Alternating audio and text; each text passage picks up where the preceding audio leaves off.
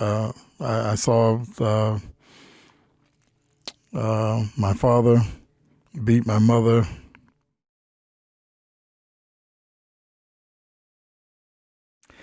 Oh, of course. Many heard it, even many more than I saw it. So, and I remember telling myself I would never do that. Even though, as I grew up, I recognized I'm very prone to do that.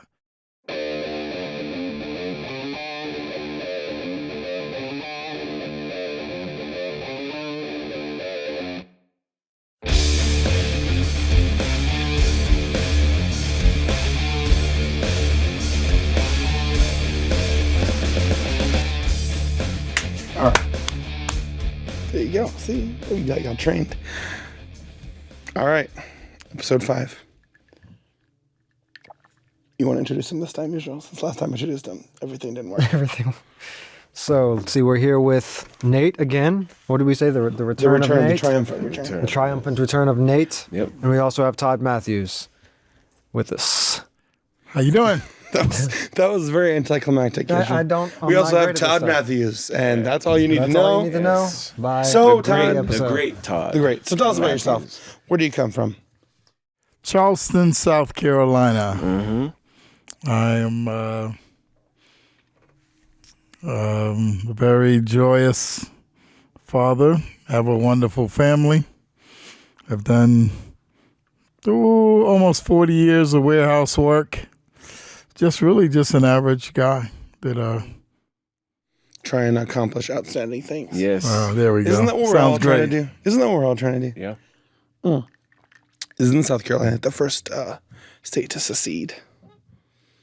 That's a great point to bring out. Let's start right in there. I do know where the first city in Charleston to have a slave market in America. Oh, wow. Wow. It's still there. Wow. Really? Yes, still there to this day. Okay. They don't sell the slaves. No. No. Okay, because that's what it sounded like, yeah. No, but they're Slave market's still up and going. selling memorabilia, I'm quite sure. Yes. Wow, that's a very massive piece of history. Mm-hmm. Yep. Yeah, so what, you kind of stereotypical upbringing? Or would you say? And if you would agree, what is a stereotypical upbringing? Yes, being that I was born in the 60s, in the mid-60s. So stereotypical upbringing would be both parents starting to work because of the pressures of keeping up with the bills. I know that's a topic within itself. So both parents were starting to work, and it left the children quite a lot of room to play. And but a lot of family members moving in and out of the home as well whenever they needed assistance. One brother in the house. So average neighborhood, middle income neighborhood. Both my parents worked pretty decent jobs. Interesting. You see, it's like I don't want to follow my tendencies because my immediate thought there was, the conversations we had with Larry and with Danny Ogans about crime in their areas. And one of the main things they said was there's nothing to do. And there's a similar situation, which is why their areas, all young people get involved with gangs and crime over there, is that they're like the parents are off doing the work and all that same situation, and there's all this room and no supervision and time for them to do everything. And so I didn't want to ask the question because I feel like I end up asking that every single episode so far. But that's what I thought. I go, okay, I wonder if that's the same situation. It's not the same because in the time that I grew up, we had great respect for the parents. So that was the biggest question. So what is the difference there? There was a difference. There was quite a bit of respect in the neighborhood. Anyone could tell your parents on you. So it wasn't so you couldn't get away with a lot of things without the cover of night, so to speak. So strong parenting.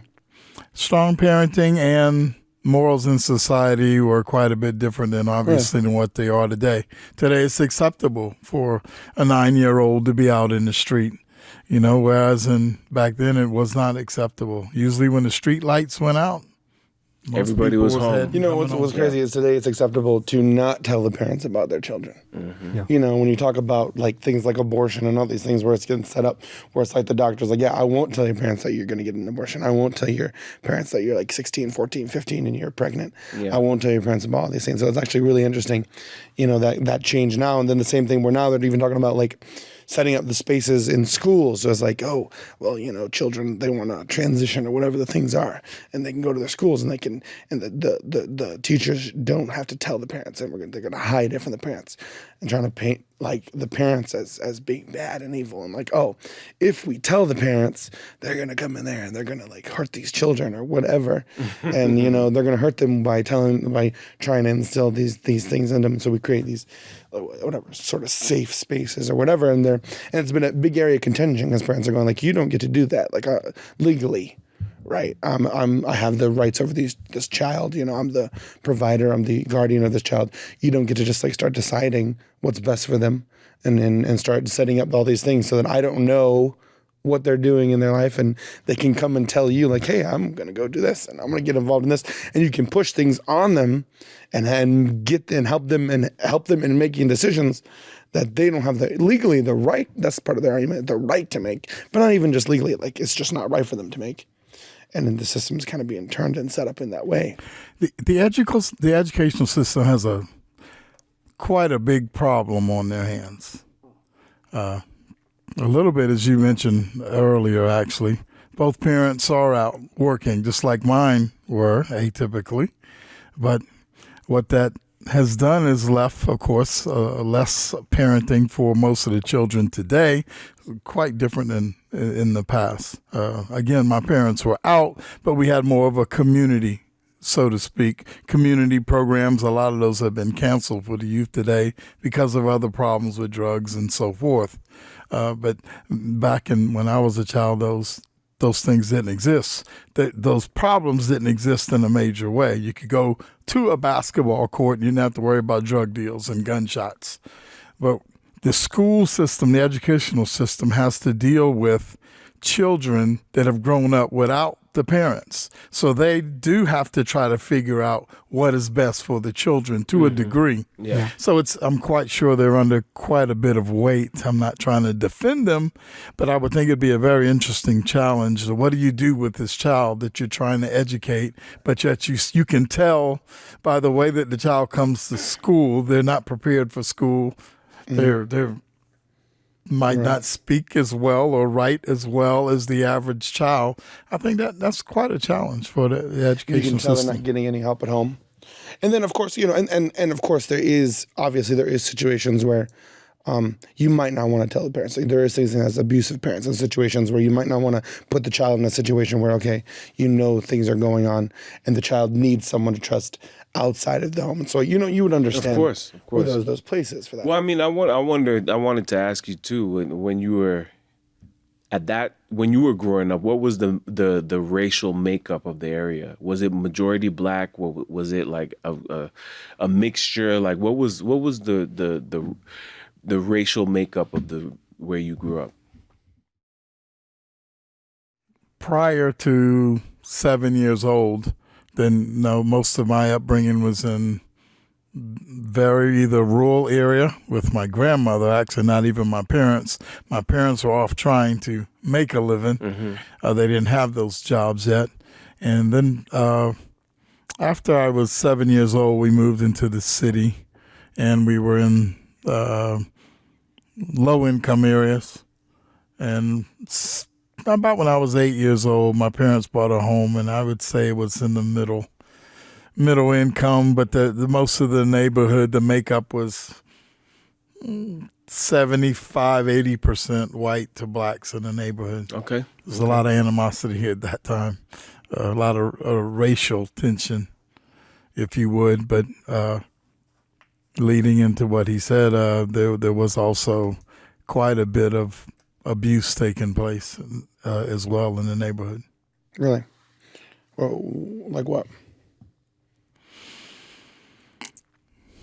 It's very common. I can definitely for myself, for even my friends. I can think of a young man whose mother would walk up to the school dragging the belt buckle. You would see it coming from a long distance, and she'd beat her child in front of the whole school before the school bell would ring to even let us in. I'm quite sure that type of parenting is not allowed today, but it was common. As far as in my own home, my home, though my parents had great jobs, it was a very dysfunctional environment. So whether it was based on the social pressure or the alcoholism that took place in the home, I mean, there's a lot to talk about there. There is a lot to unpack there. But the effect on myself is still there, the lasting effects.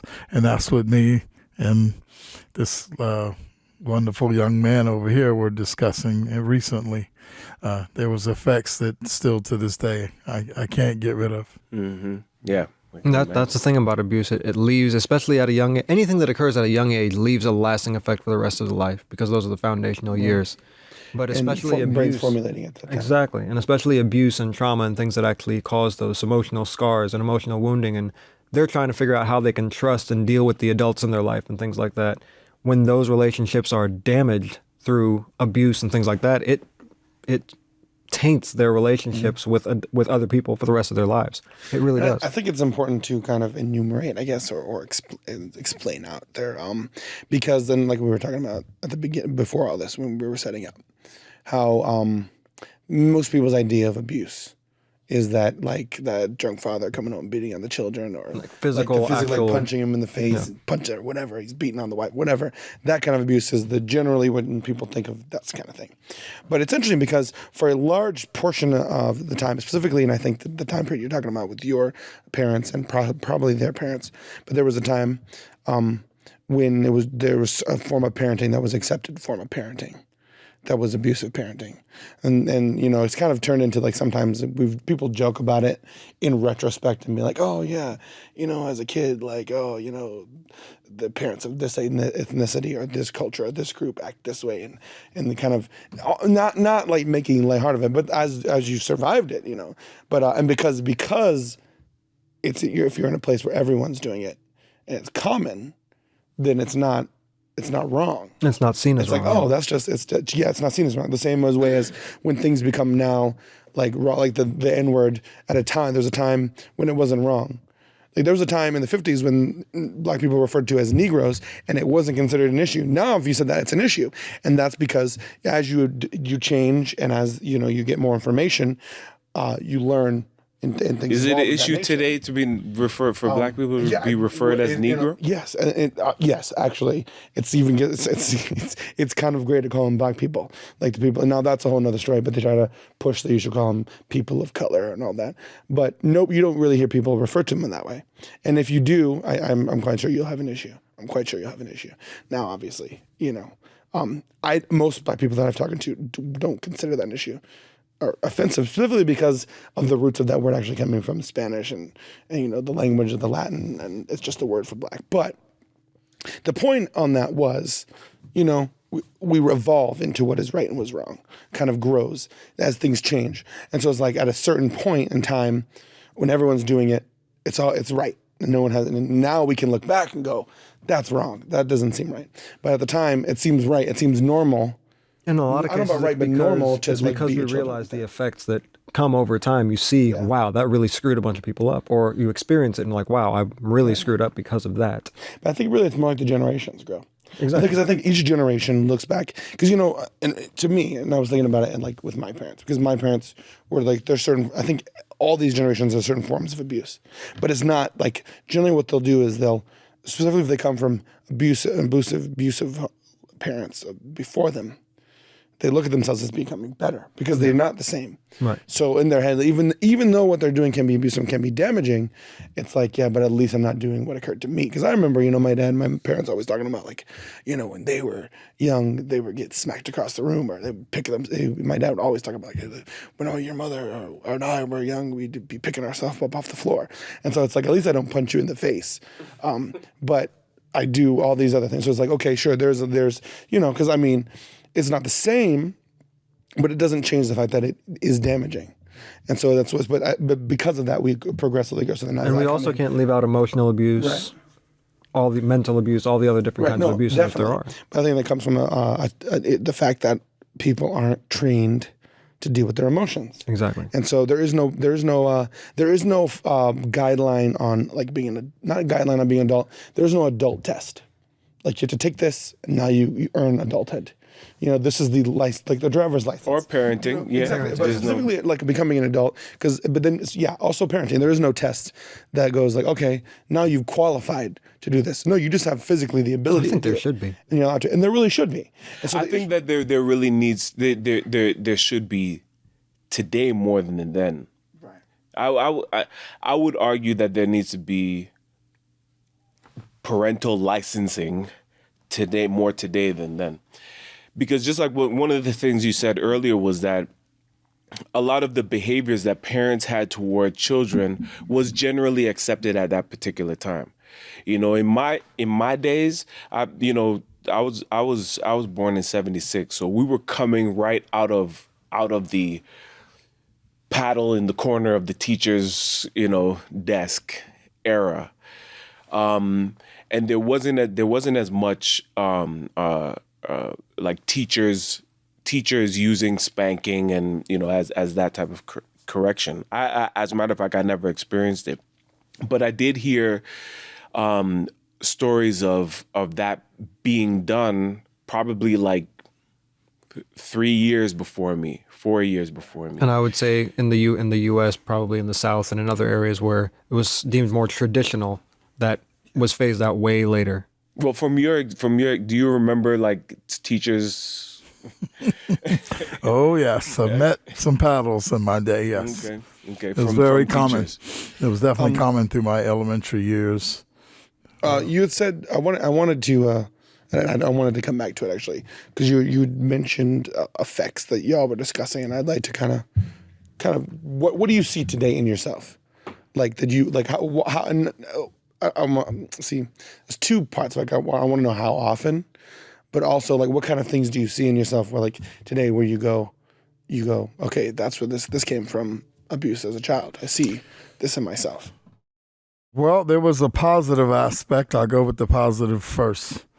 It really came from a self-determination to not emulate what I saw. I saw my father beat my mother. Probably many times. Oh, of course. Many. Heard it even many more than I saw it. So, and I remember telling myself I would never do that. Even though, as I grew up, I recognized I'm very prone to do that. But I actually grew up even as a young teen, and even in so-called relationships, that was something I made sure to stay far away from. Had to run from sometimes.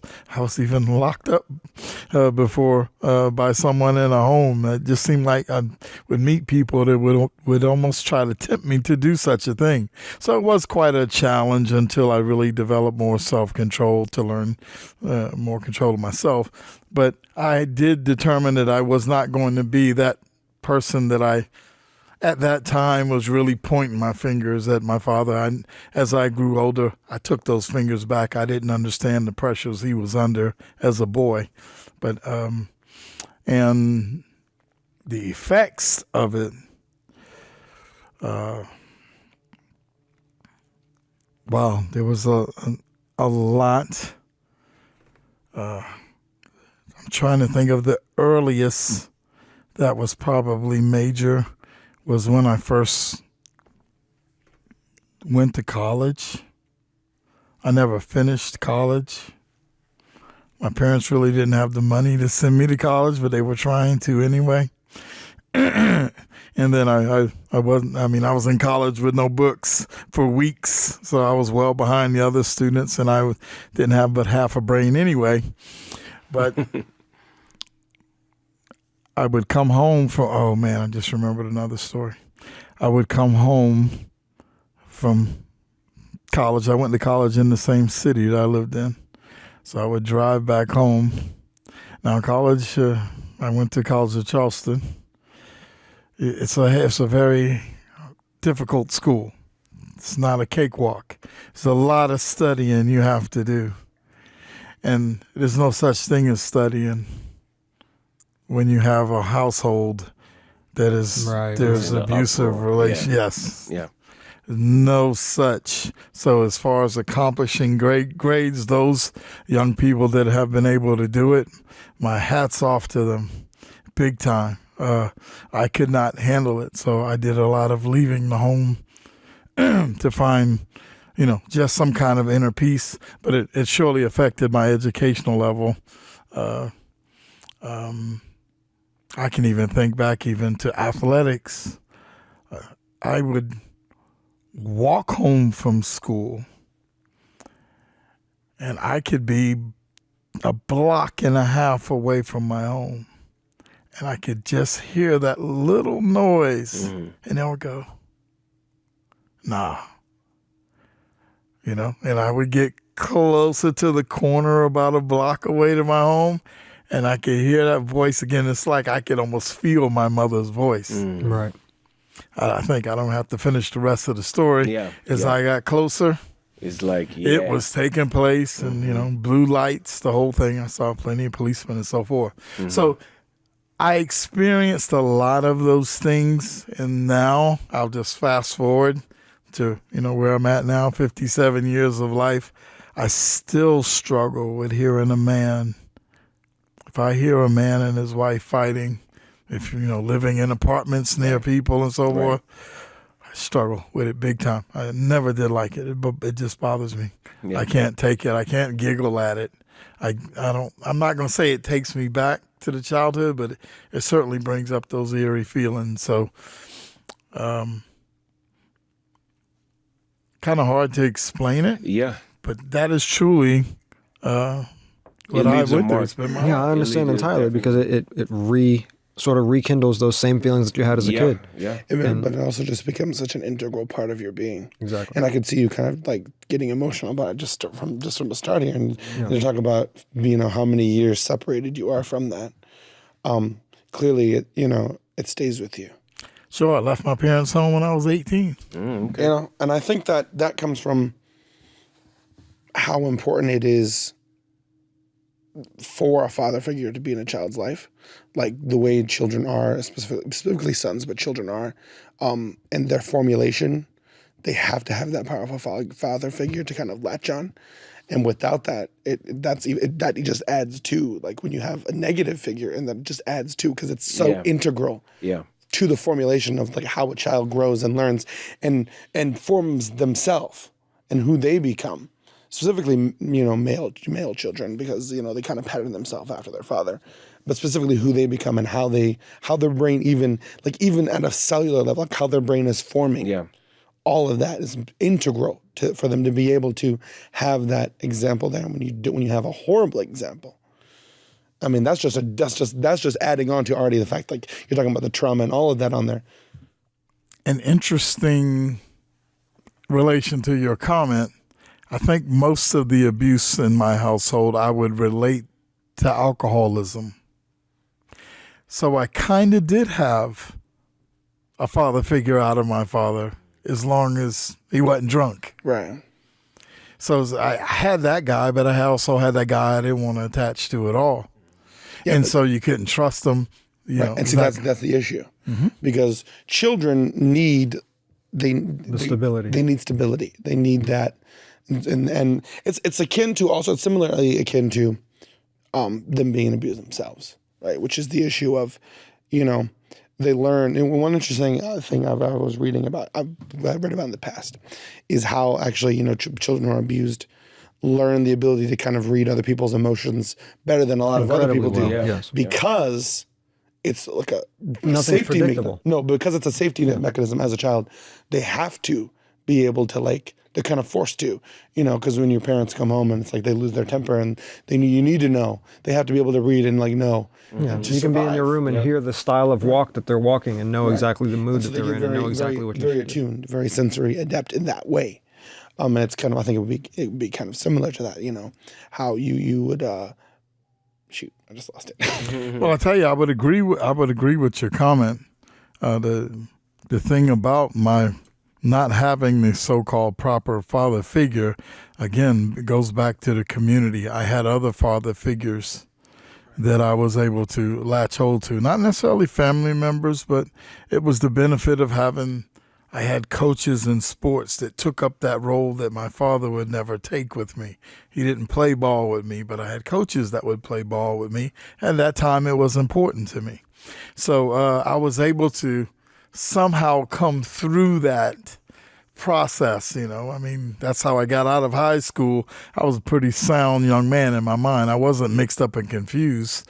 By the time probably I got well into puberty, I was well used to dealing with my parents' situation. I was well seasoned by then. So, because I dealt with it for most of my young life. So you're saying around like 17, 18, you were well seasoned in that? Oh, I would say a little before that. 16. I would 15, say 16. 14, 15. I think I was 15 years old. I started driving school bus. We had 2 school buses in my yard, my brother's and mine, and we were both dealing with the same thing. But yes, no, I was well seasoned by then. I knew I was on the way to adulthood. I had enough accomplishments, even without my father being there to help me with those accomplishments. That's what I'm trying to say, where I felt, okay, I can hold down possibly this little bus driving job. I can still get my grades. 1 or 2 teachers filled some gaps too. I mean, that's why I say the educational system has a challenge, but even back then, just the right nudge by the right person at the right time, right? That word fitly spoken, right? It was enough for me to go, you know what? I can do like the smart kids can do. So I started taking college prep classes and, that kind of stuff. And not that I had some great accomplishment out of it, but it was enough to get me through. I didn't fail because I was abused. I think the children today are taught that they are a victim, that they can't succeed because they're abused, and that in itself is a problem. And they don't feel empowered to actually push themselves out of the situation. Well, and that kind of brings us back to what we were talking about previously, which was that, a lot of the times the way that parenting was done at a specific time, everybody was, at one point, all the children were getting spanked. Okay, every household, the children were getting spanked. So you would have to draw a defining marker between punishment and abuse. That's kind of one of the things that we when we were talking earlier. So now, just like what Todd had said, which is today the young people of what would be around that same age are less equipped to be able to deal with. Today, if a child gets a swat on the pants, they abused. I've been abused. I've just been abused. I've just suffered abuse. Whereas in those time periods, someone can actually go through the actual abuse and still be able to come out on the other side. And it's an environmental issue, right? You have men in the area, you have men who can take up where one individual fail, you have a coach or even a neighbor or somebody who can, although it doesn't totally substitute what a father could do for you, it at least supplements, Right. Yes. Definitely. And that's really it's sad too though because and my first thought there is definitely a fine line. Yeah. There can be a fine line because I think you could measure that line at between punishment and abuse. And I think you could measure that line at I don't know the right word. I don't want to say motivation, But I think, like, it's a great encouragement. Like, when a parent is going to correct a child, if they're upset, to wait before they correct a child. Yeah. Because there's a difference between like a calm decision to enact a consequence and the reactionary emotional response of just like smacking the child or whatever. And so it's like, if you deal with the situation where you're dealing with the child who's rebellious, and it's like, okay, I got to get this child's attention. And it, not even just physically, even with like emotional ability, if you can calm down before you even address the situation versus if you just, if you're giving a child just like the whatever, and you're just like calling them names or whatever. And it doesn't even have to be too quick because you can cause some damage there without using really offensive words, because like think children, if a child looks up to somebody, right, and without even using offensive words, if they basically like and like express to them that they have a low opinion of them, that can be damaging to them. Very damaging. Right. Even though they didn't call them stupid and use all kinds of bad language, if they look up to them and they value their opinion, and they were to express to them, like that they have no hope or whatever, or something of that nature, just from frustration. It's very easy to make comments, especially to a young person, that leads them down a path of believing that they're not capable of doing the things that people require of them. And it starts a self-deprecating cycle because, for instance, like if every time they come into a situation and maybe they've forgotten something, oh, I see you've forgotten to do this again, or language like that, it just constantly puts in their mind, yeah, I guess I'm never going to be able to do that. I might as well stop trying. Or applying like motivation to them. So like, if they've forgotten, being like, but you just didn't want to do it and you're just a rebellious child. Oh, so you just don't listen to me. I go, no, like, okay, I like everyone, I forgot, or I had a lot of things going on. It's kind of funny. I've had conversations with people, who are teachers dealing with children, and they go like, it's actually interesting, because adults kind of forget, like, don't realize like being like going to school can be like a job. And so I'll be talking to these children, and I'm like, okay, here I am, spending 8 days at school, and then I have to go home, and I'm expected to do all these chores like immediately. I'm not even allowed a moment to kind of sit down and like get my faculties together. Whereas as adults, we ourselves, like when we're governing ourselves, we're like, man, like I'm gonna chill out for a second before I go and deal with my other responsibilities. But we forget that children are kind of in the same thing. Like they're not just chilling out, hanging all day, like learning. If they're actually, in trying to learn it, it can be akin to a job. It can be like there is need there for decompression. There is need there to take a moment. But sometimes we don't realize that, and we're just kind of going, and we're in our world. And so it's just like, get home and here's the list of things you got to do. And so it's like these children, they feel exhausted, or they feel like, I got a moment, I got to take a break. Now, obviously, it's complex. You understand. I'm not saying, this is not to say like, don't give children chores. It is a complex. I think it's important to understand. Because I think that what the issue is, I don't want to say dehumanize, but sometimes we almost dehumanize. Some people can dehumanize their children. Yeah. Where the thing was just like, oh, it's my child and he just needs to do things, and they forget. I think in a general sense, you're dealing with two different time periods, because your experience, I would say, was not the norm. It wasn't always, it wasn't the norm. And I think that everybody has their place within the community. You remember we were talking before about what maturity is, right? What maturity is. And one of the things that we said about it is maturity can be gauged pretty much by if a person realizes what their position is in the community and they're willing to take it and operate within those parameters, right? That's a level of maturity. Oftentimes, immaturity is if a person looks at themselves and says, I'm just doing this for me. And so today, what you'll find is that young people have more of an excuse to look inwardly to themselves, as opposed to back in the days where you were doing things more for the community, right? You were doing things more for the community, or more for, just like what you said earlier, that there was someone who... One second. Can you explain that about have more of an opportunity to look inwards to themselves? Because when I heard that, I thought, but isn't that kind of the issue that we talk about? It's like young people these days, specifically young people, aren't looking inwards to themselves. They're not conscious of themselves, but look into themselves and in the sense of wanting to satisfy their own desires. Okay, yeah. You know, that more. So more along those focused on lines. themselves. More focused on themselves as opposed to being aware of themselves or knowing about themselves.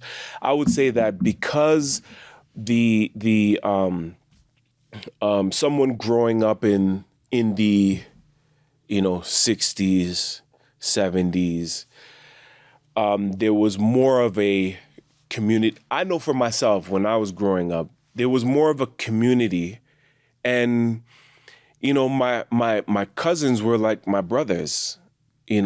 Cousins were like brothers. And you had so you had to know that, okay, no, you don't just do certain things because you're affecting the reputation of the family. But today, there's more of a selfish, and I agree with what Todd was saying earlier, which was children today are because of that being one of the things, children today are less equipped to be able to deal with hardship, to be able to deal with, various tribulations or things along those lines. I mean, would you say, from what you've seen, would you say that to be fairly accurate? Yes, I would say that the one of the things that's missing that I was blessed to have access to were the type of friends, though again, outside of the household, some more of the supplemental type, that the things that we did together, whether my parents knew or not about it, I was able to accomplish things. I had small successes, and I start to believe in myself somewhere in there, whether my parents did or not. That's why I'm telling you, by the time I was 14 or so, I realized, I'm on my way now. The dysfunction I might hear at home didn't carry the same weight. I still had the same scars, make no mistake, but it didn't carry the same weight. That you'll never be nothing, those kind of comments didn't carry the weight because I already had some things that I was working on. And I realized, hold on, they saw and they said that I'm somebody. He appreciated what I did. So now that came from, actually it was a person I called my cousin, but he was only a friend. But it was kind of some experiences I went through with him. So it again lessened the damage or the wound that the dysfunction had. Right. So the maturity came at a right time, is all I'm saying there. And in that you can see the value of positive reinforcement. Absolutely. Positive affirmation. Absolutely. Which is used. It's critical. Is used kind of when you think of positive reinforcement, which you've heard that used as like with like training of dogs and also children, but like training of, okay, from almost a diagnostic point of let's eliminate this by positive reinforcement. But even just in the growth as a child, it's important. And I don't think reinforcement even is just the word, but affirmations as well. It's important for children to receive validation, to receive positive. It's like when a child draws something, you're like that looks nothing like a car. What is that? Yeah, you go. But you go, great job, dude. And you go and you put it on the refrigerator, and they're so joyful. Even though we all know that it's not you're not going to make a lot of money if you try to sell that anyway. Yes. But that's the point of all the things about encouragement, but about validation, about teaching the child, but not just teaching, but formulating, and putting, allowing the child to have these positive aspects and pushing them to grow and not tearing them down and cutting them off. Because I think in a way that will translate to just motivation going forward. If you just start cutting them off and being like not put effort in things because you're just going to suck at it and everyone's going to tell you, and because an issue with young people is putting in effort is not cool, right? That's why a lot of young people fall in this trap of just being like, it's easy to complain and pretend everything sucks, because putting in effort and standing behind something is not cool. Yeah. So it's you're vulnerable. And so I've known younger people around my age who their entire they have no likes and dislikes. Like their entire personality is based around mocking everything, and they have no likes and dislikes because their only likes and dislikes are like they picked up everyone likes this. So it's like an example would be like in the area, the people they are around, everyone likes football. So it's like, okay, it's easy to like football because everyone likes football. So you just like, football's cool. Football's cool. There's no vulnerability there to be like, I like football. It's just, I like football. Like, yeah, everyone likes football. So that's part of my personality. And then it's just whenever anyone else has something, it's just, it's like, that's stupid. Yeah. Oh, you like music? Well, you don't listen to the music I listen to. And so their personality is like, literally you can look and go, okay, like in the time period they were born, what was the biggest things in that area of the world and in the people they were around. Yeah. And that's their entire personality. And everything else is mocking, because putting in effort is not cool. Putting in effort and being vulnerable, like liking something makes you vulnerable. If you say like, hey, and I go, hey, Israel, check this out. I think that's really cool, right? I'm kind of tied to them in a way. Yeah. Like this is a part of this, something I like, it's part of me. And then you're just like, that is garbage. That's horrible. Then it's just like, oof, I'm vulnerable. To like something, it's vulnerable. And to put in effort and try to do great is not cool. It isn't cool. It's like, oh, you're trying to you're trying to accomplish things. Yeah. Well, let me get in there because you've reminded me of another tremendous influence. And this was almost toward the end of my high school years. And this was one of my teachers. And I can remember the same college prep classes I told you I was taking. I can remember Algebra 3 and Calculus, having taken them in my senior year. But I had a teacher that wanted us to succeed. As a matter of fact, she was going to round up grades. So she was going to make sure that her class succeeded if we could. And her way of doing that was to round up the highest grades. So if she took the highest score up from a 60 to 100, everyone else got those 40 points as well. But also behind the scenes, she worked overtime to try to make sure that we could accomplish it. So she was a big, again, going into adulthood, there was no such thing as you're not going to pass this class. That great. Wasn't even heard that's of. Awesome. That's awesome. We went into that knowing that we're going to actually be able to not only accomplish this, but then she was trying to help us so when we got to the next level at college, we could, have a nice platform to actually succeed at. And I didn't grab it personally. I didn't grab the math skills from her. In other words, I didn't take advantage of her overtime, so to speak. But I watched it. I learned the lessons from her. I saw the care and concern, and that surely carry over. So now when I parent, That helps you that's learn. me. I'm telling you who I am. So my child is watching this old boy. But I'm giving that extra because I know what made a difference for me.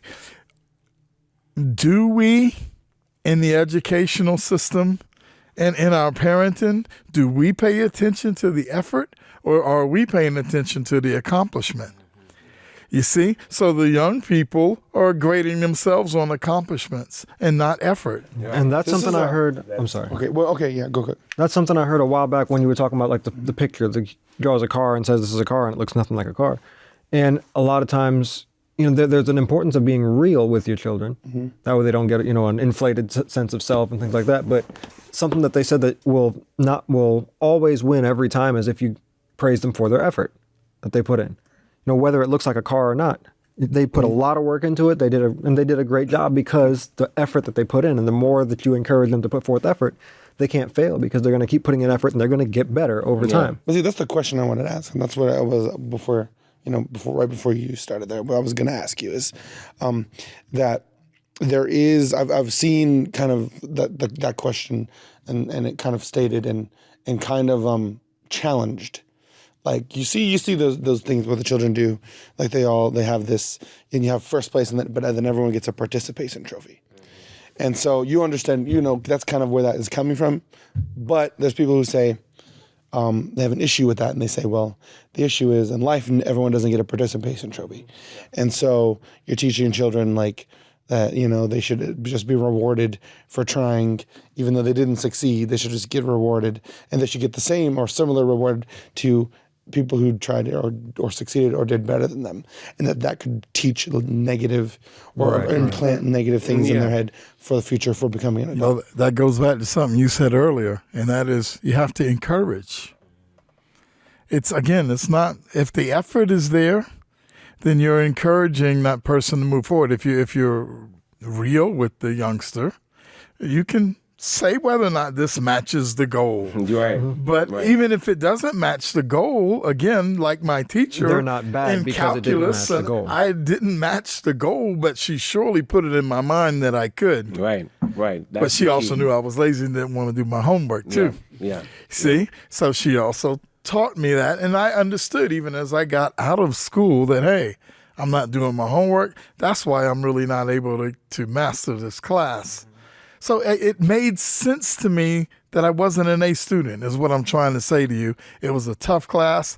Combined with what you said, I didn't want to put forth that extra effort. I didn't need to. I was going to graduate anyway. But this lady saw enough. If you gave her enough effort, she was going to give you enough to springboard you to the next level. I don't think you can ask for much more of that for a child. I don't think you should fake it for them and give them a fake accomplishment. Yeah. He mentioned the car, and the child will draw a car, but it doesn't look like a car.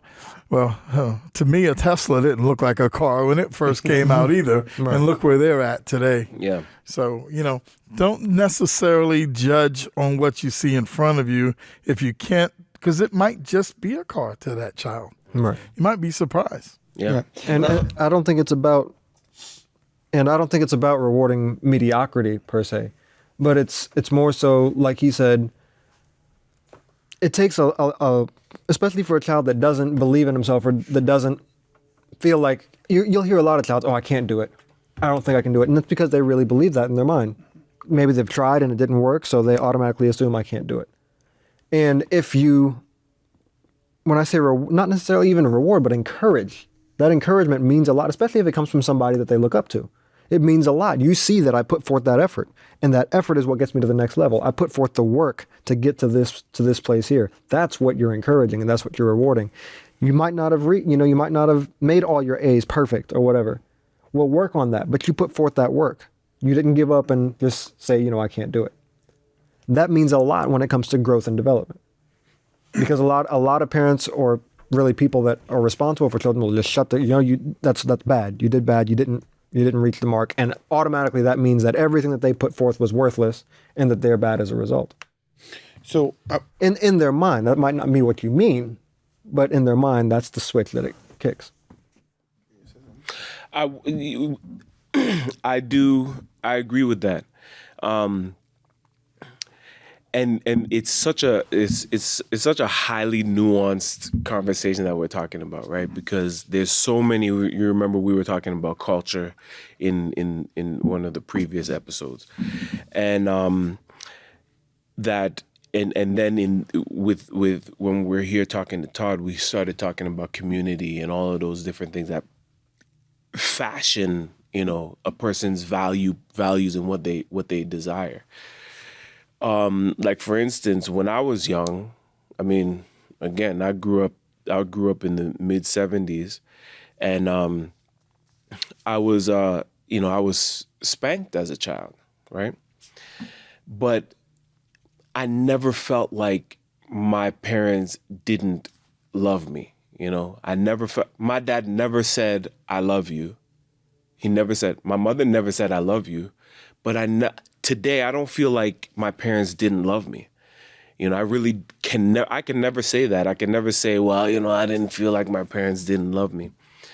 And the reason why I'm saying that is that the encouragement, there has to be, and this is one of the things that we said before, that the society itself has to recognize that when you raise a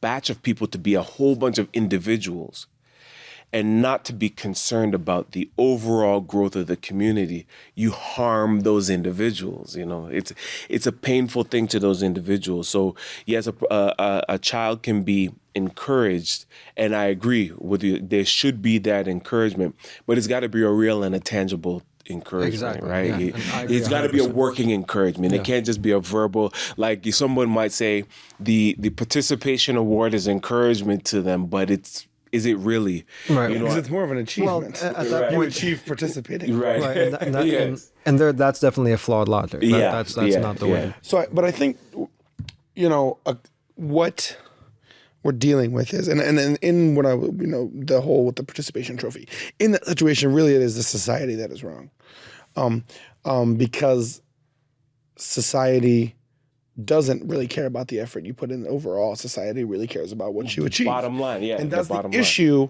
is, and I think that's an issue you run into when you're parenting, is that you're raising these children, but we can't really raise them in an idealistic world, because we're not in an idealistic world. So when you raise them, you're trying to put all these things in them, but you also have to raise them understanding, and almost really setting them up and letting them know, but here's the society you're entering in. Right. So it's like, listen, I'm great. You got to put in effort, but understand in society, and because if you don't, I'm not saying that that should be a conversation with your 4-year-old child, but understand in society, people aren't going to care how much effort you put in drawing the car. It doesn't look like a car, and they're not going to want to buy it. Yeah. Right. So that's kind of an issue we run into now, where we're trying to we really have to set our children up for that. But it's sad in a way, because we want to raise them with all these really positive and all these ways, and really we want to keep them from pain. But we have to let them know that pain's coming. Yeah. And it's inevitable, because it has to. Because we also understand, we're not going to be with them the rest of our life. I say we, like I have children. But we're not going to be with them the rest of our life. And eventually, they're going to have to go through all these things. And if we don't set them up understanding that society is a cruel world, and see, this is some people fall into that, trying to teach that in the wrong way, and they're like, I'll teach him society's cruel by being cruel, and then he'll learn. Yeah. But realistically, you have to try to teach him society's cruel by also being a haven and a pillar for him or her. But if we don't set them up to understand that society is cruel, they're going to run into out there naive, and they're going to get hurt, and they're going to get hurt worse. Then, because that's inevitably coming out at this point. The way we are in the world, the way society, the way it works, pain is inevitable in this life, and there's you're not always gonna have positive. I think of it akin to I always thought of it whenever I deal with, whenever I have children, because children often they'll experience something and they'll go tell you, and I always imagine in my head I feel like one day I'm gonna have a son, and he's gonna deal with some other person being mean. And he's going to know it's not right. And he's going to come to me and be like, yeah, but listen, son, some people are just mean. And because that's just what it is. So it's it's difficult to try to be able to explain to them, listen, you don't be mean, but because other people are going to be mean to you. Yeah. And you can't retaliate and don't become like them, but you also have to understand that that's just how some people are. And that's going to occur. Yeah. What's interesting is I'm listening to you. I think when we talk about parenting in today's society, for the most part, the schools are the parents. Mm-hmm. The parents are working. Yeah. Okay, some of the parents are working multiple jobs. I know you know that, and y'all probably discussed these kinds of things before. But when you really think about the weight of it, see, it was a little different. You sound like grandpa talking. Right. That's what grandpa would be saying to grandpa, because daddy's working. Daddy's on the grind every day, and he's probably very tired. Corporations now, they're, in my city, 12 hours on, 12 hours off. Parenting is, it's not you send the child to daycare, before they go to school. I mean, before school age. So the daycare is parenting. Then they start going to school. You're going off to work. And so the school is really handling the child during some very critical developing years. Yeah. And if the school is cruel, reminds me of my 4th grade year. I spent about half that year behind a pegboard. a teacher put me in a corner behind a pegboard. And to me, that was my most cruel school year I can think of all my schooling years, because I sat behind a board and the rest of the class got to listen to the teacher. Did she put you there because because you were to her a bad kid, or what was? That's a great question. I guess I had some mouth control. Really, I don't think it was that bad. There probably was a little bit. If so, it was low-level communication with some of the other students. But I probably stood out to that teacher. But there was no room if she let me back in with the rest of the students and someone looked at me the wrong way, I'm back behind that board. Mm-hmm. So the punishment got severe to where they got to the point where the teacher didn't care. But I was still able to pass the class. You see? Miss Atwater, for the record. I remember where you at? Pretty well. Where you at, Miss Atwater? So maybe she'll come on and answer your claims of the pegboard. But again, that supportive role, whether it's family, and I know I'm going back to it, it is very important to have something to grab onto as a child, even though when you don't need it. You need the visionary. You need the person that can see where you need to go and that can connect with you to tell you, well, here's what you need to do. Man. If you have that, it really supplants a lot that your parents might not be able to do, because most of us aren't going to admit we're not great parents. We're going to go to work, pay the bills. I'm doing what I'm supposed to do, until now you're in the office with a principal or something. Or Exactly, and you're doing office. bare minimum that's less than bare minimum, really, for what you should be doing to provide for a family. I have a question, though, because in a lot of situations today, and I'm sure maybe even more so back then, parents had, a lot of times, children were brought into the picture because A, either they were an accident, B, and this is what I'm saying a lot of times, a lot of cases today too, parents might not necessarily want to raise a person, raise a whole human being. They really want a baby though. And they like the idea of having a cute baby, almost like you would like the idea of having a kitten or a pet or something like that. And then, they faced the reality of having to change diapers and having to do all this and having a screaming creature and having, to feed them and having to provide for them and having to raise them. And now they're a toddler and they're running with crayons and coloring all over the walls and they're falling and they're tripping and they're breaking things and they're knocking things off the shelf, which is all common toddler behavior. Mm-hmm. It's almost like you should expect that, and you can't really be mad. They're a clumsy toddler running through the house. To be fair, and just to add a little bit there, because I think there are different situations like that, but I also think realistically, does anyone really, until they've done it, know what they're getting themselves into? Let me continue.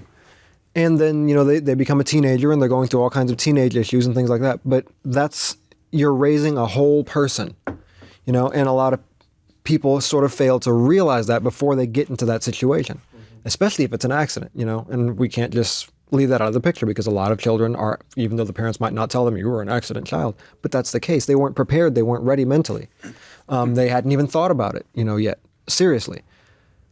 What would you say, and I'm sure definitely there's a lot of situations that have nothing to do with that. They had great discussions. They thought about it. They know they want to raise a child and they want to raise a person and they're great parents and things like that. Or maybe they still have problems. Everybody has problems. Yeah.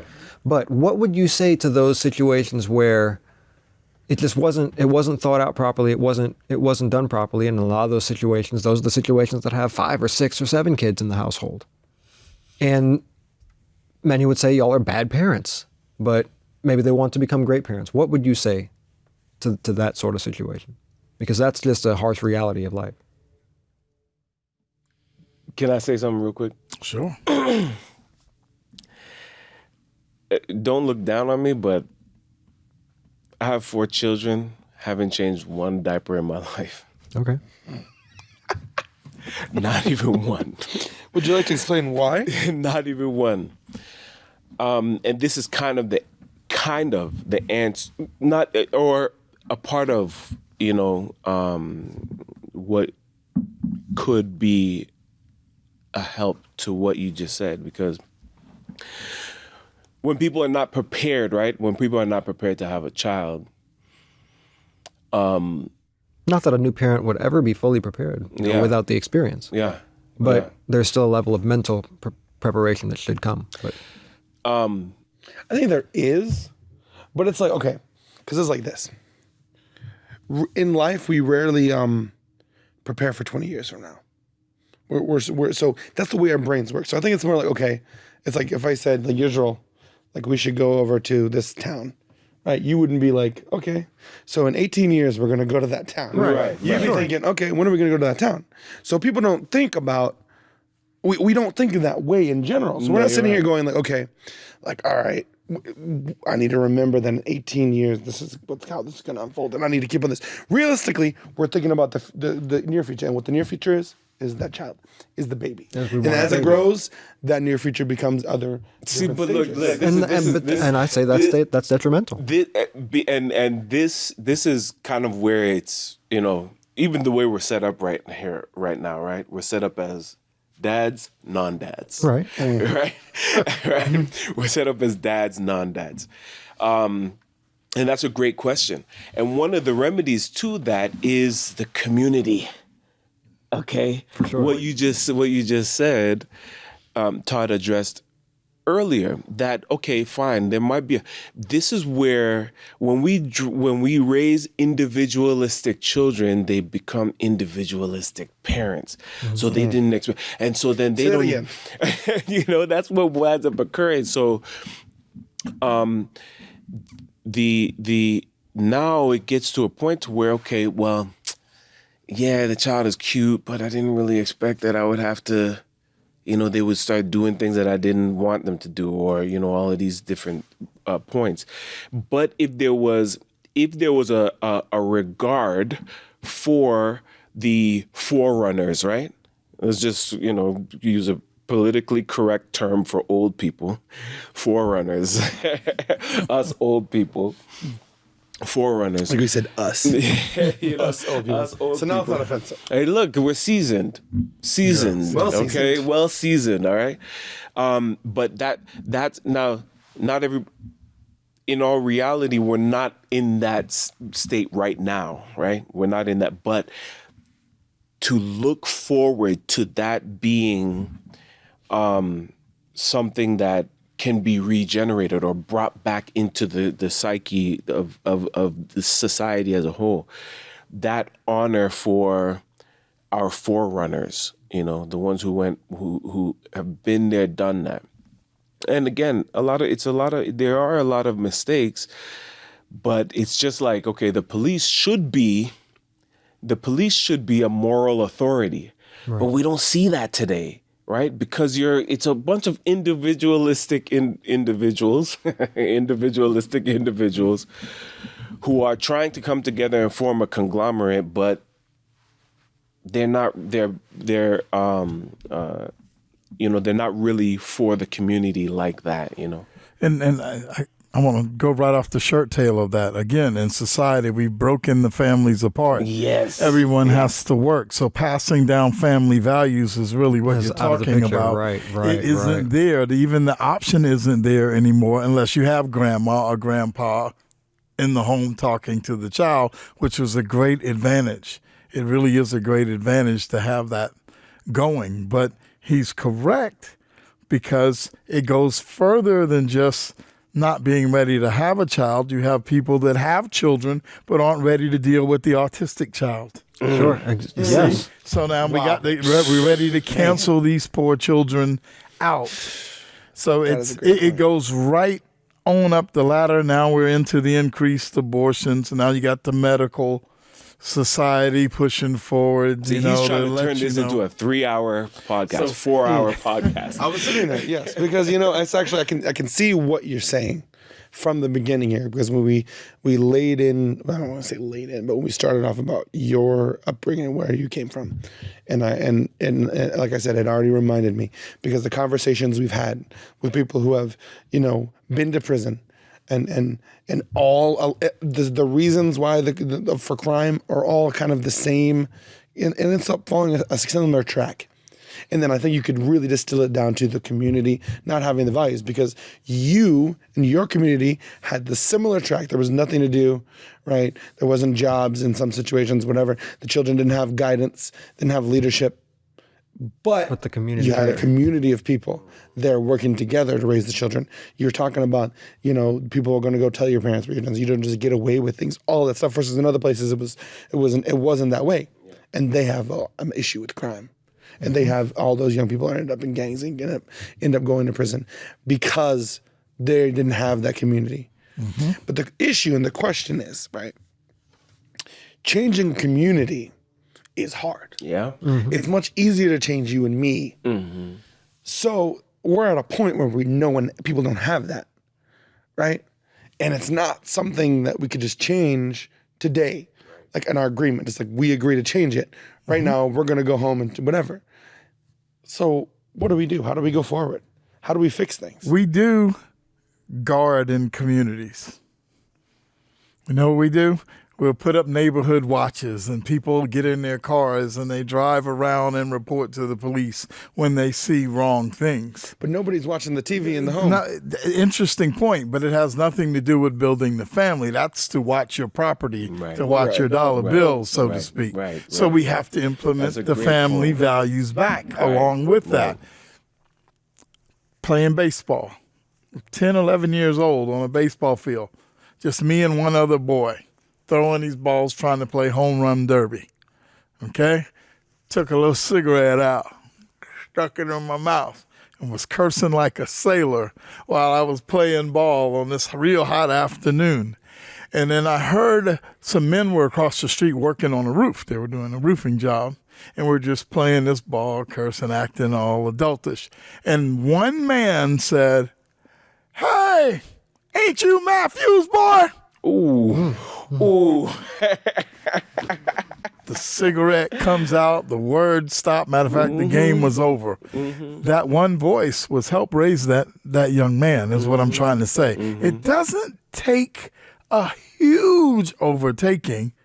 We just have to put the care and concern back in the community. Yeah. And I know that's two heavy words, but it's true. We care about our property, but we forgot about the children. We've taken social away unless there's a dollar bill, at least in the city where I'm at in Charleston, South Carolina. Yeah. Some people know and they try, but times are so bad, then here comes drug dealers or crime or fights or gangs. So it's a hard thing to get organized, but it's what has to be done. Yeah. If we don't go backwards, then we already can kind of see where we're going forward. Yeah. No, I mean, and that's such an awesome point, because, I was talking to some younger guys too, and I was telling them that, if a man really cares about his son, he'll make sure his neighbor's son is doing well. Because if my son is doing great, but my neighbor's son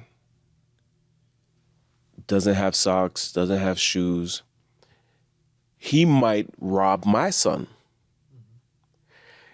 So that's where the web of the community starts to branch out. If I make sure that my neighbor's son is doing well, if I at least have it in my mind that my neighbor's son, that's one less predator in my circumference, and so when we're considering just that exact point, hey, aren't you Matthews, boy? And he straightened up, shut down the whole, because that whole baseball game was based off of cussing up a storm and that was just one wake up call. So if I could encourage my neighbor to do well by his son, I, by proxy, protect my son. Community is so important. It's so important because there's a lot of so-called intangibles that a person would be able to glean from having a community, having a body of people who believe, kind of going back to what we were talking about previously, who believe in creating a solid community. You know what else too about having a community? There's a lot of things that go on in households especially where the idea of community isn't as prevalent. And they could be abusive or they could be any kind of way. And there's no way realistically for a child to realize whether it's normal or not without community. You know, because, Absolutely. and I was talking to somebody recently about just that, how in a lot of ways somebody can grow up being abused and feel like this is just, you know, what goes on. And that's what occurs. As a kid, I Yeah, grew up this that's way. exactly And what they occurs. feel like it's normal because they don't have any other friends to talk to about the situations and things like that. There's no awareness. And they're, you know, being emotionally brutalized, for lack of a better way to put it, and they're suffering from a lot of things, and they feel like it's normal and how things should be. And then they just carry that cycle onto their children and onto the next generation and the next generation. Right. So Right. the idea of community is very important. A proper, healthy community, obviously. Absolutely. If your child needed socks, why would it hurt me to allow your child to cut my grass for a few dollars to Come get on. those socks? Come on. That's how we help one another. It doesn't have to be handouts. Exactly. It And needs that to was my be next- that achieving was my next it, point. you know, finding a way of achieving healthy goals that helps both sides, everyone. And that builds the value for effort and hard work, Absolutely. It does. like we were talking It about does. earlier. It does. It does. Sure does. And it gives that sense of achievement. Now here we are back. We got a little stepping stone. I bought my socks. I bought me a pair of shoes. I bought my bicycle and right on up, you know. I helped get my mom out of a terrible situation. I mean, and that's Because in a lot of ways, those kids would love to help their parents. You know, because sometimes the parents are, you know, doing drugs and everything else, and they're just doing really bad. And if the kids can be, it's sad that they would have to be, you know, the man of the household or whatever. Yeah. But sometimes that's what it takes, and they can actually help their family come back around in a really great way. Guys, I got sad news. My obese parrot died yesterday. It's a huge weight off my shoulders. Okay, we had to take a short little break, and it was very abrupt. We didn't even get to, you know, record the fact that we're taking a break. We just cut it. But I like what we were saying right before we started recording. I thought it was interesting when you're talking about the time, and it's so interesting how the world is different with technology. But the you know, there's a time when, you know, there wasn't all as much of this fear about, you know, children being here and being there and doing this and doing that. And there also wasn't all these Karens, as they would say, out there just like having an issue with everything.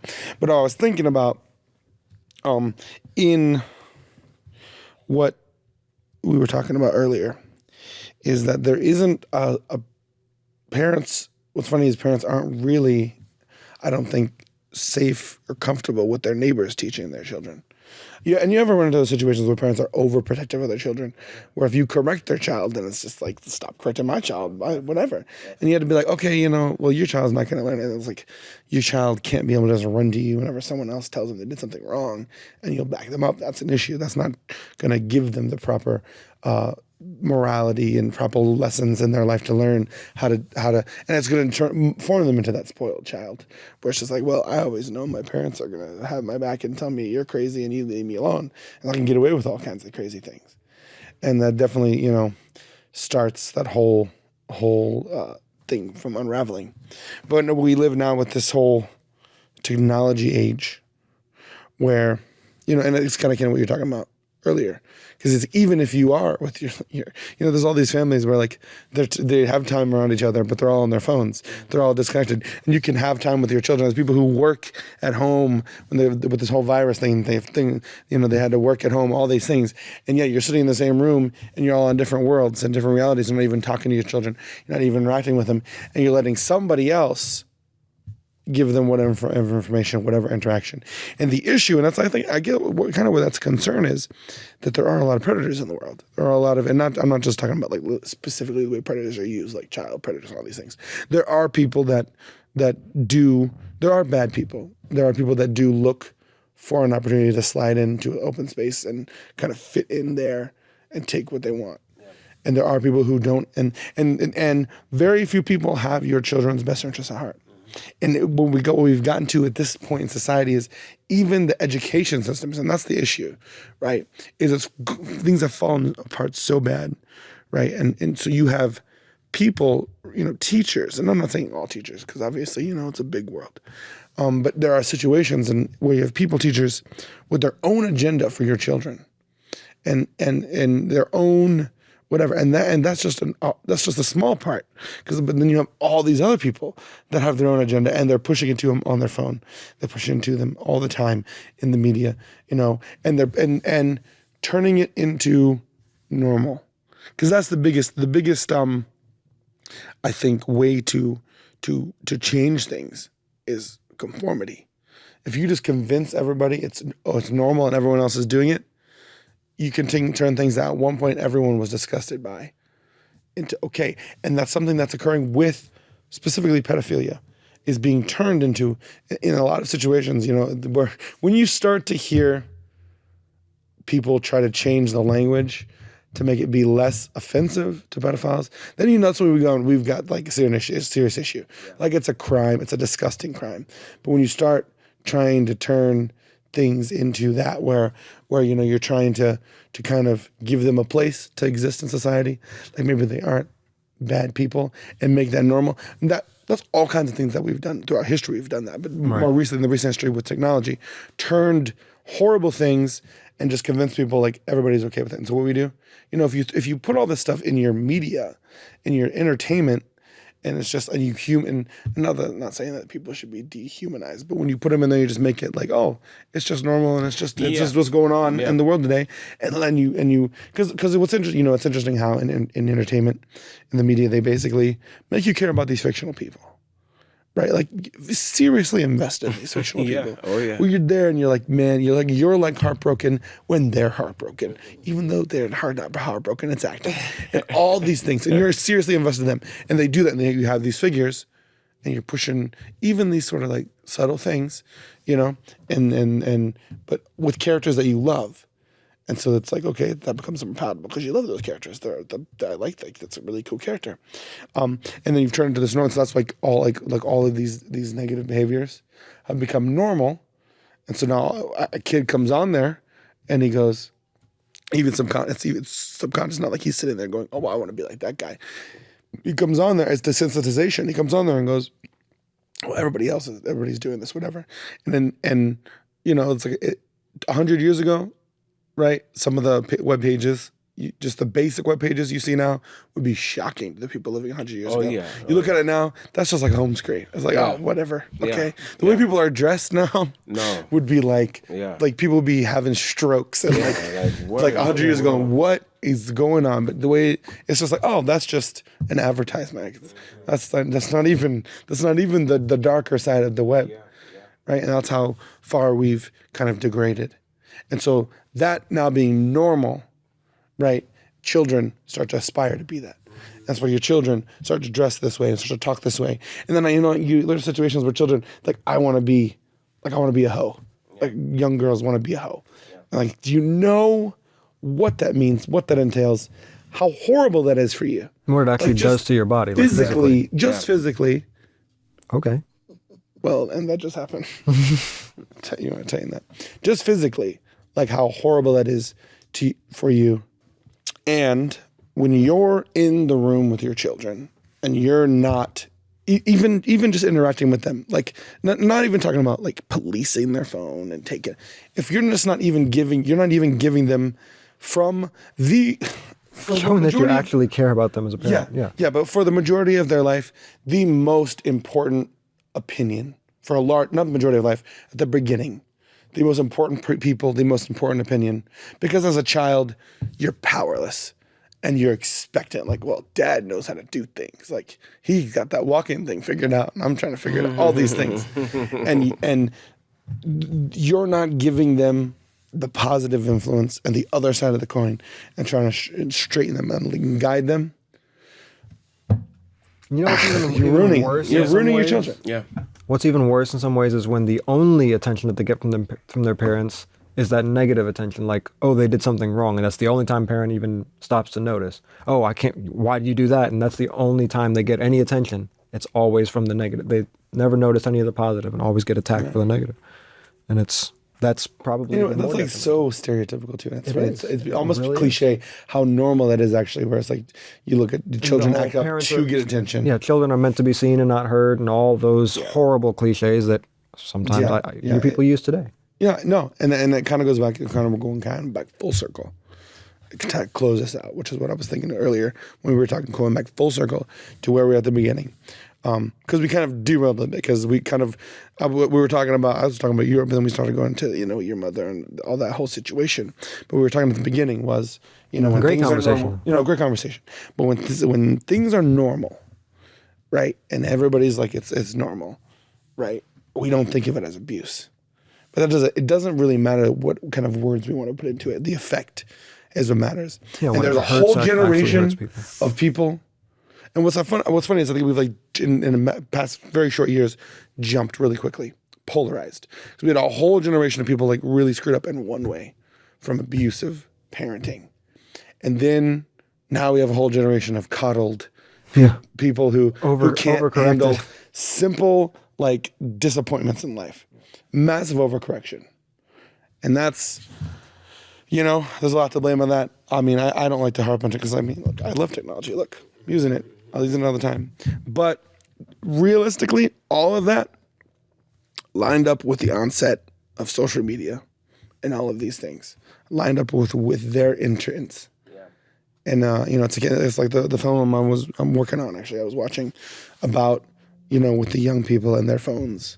And it was talking about with the parents, and it was talking about like how the parents have no idea how, like they're talking about how the parents don't even know how the phones are working, right? Yeah, and even how then they even operate. they're there, and so you're pushing your children out, and they're not even really paying attention to what's going on, and it's a horrible, horrible world there.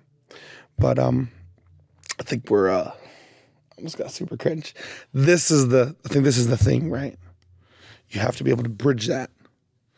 Because I think like on this side of these people who are abused have a lot of lessons that they need to teach this group here. Yeah. But I think that this group here has a lot of very solid points about the way, like about not transferring that abuse, Breaking that the generational damage and cycle.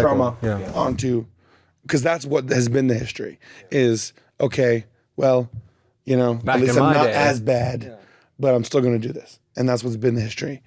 And I think this is kind of the step is kind of coming together and figuring out, because it's like, okay, look, I appreciate, it's like what you said earlier. It's like, okay, I'm not a dad, but I appreciate that at least I'm kind of learning all the stuff you guys already know now. Right. So when I get there, I'll have kind of a leg up in a way. Yeah. Family values. Family values. And that's what it's all about. I appreciate you guys coming on, and excited to do this again. Yes.